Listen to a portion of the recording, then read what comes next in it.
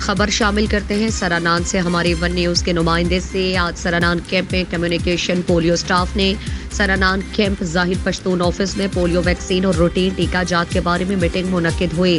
Meeting में शरीक polio staff के तहसील कम्युनिकेशन ऑफिसर हसन काकड़, यूसी कम्युनिकेशन ऑफिसर नज़ीर वफा, जाहिर पश्तून और इलाके के मुअज़्ज़िज़ सरबराहान ने शिरकत की।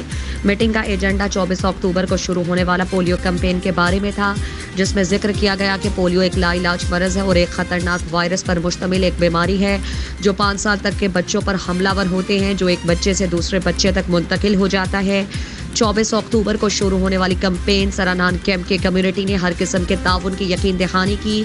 इस मौके पर अफगान मुहाजिर कैंप सरानान के सरबराह जाहिर पश्तून ने वन न्यूज़ के साथ खुसूसी बातचीत करते हुए कहा कि हम पोलियो के खिलाफ काम करने वाले तमाम इदारों के मशकूर हैं जिन्होंने हमारे बच्चों को पोलियो से हिफाजत के लिए हमेशा इक़दाम उठाए। हमने भी पोलियो टीमों के साथ ताउन किया, लिहाजा पोलियो के खिलाफ काम करने वाले इदारों से भी यही उम्मीद है कि वो दीगर की बनिस्बत हमारे अफगान मुहाजिरीन के लिए ज़्यादा आसानियाँ पैदा करेंगे।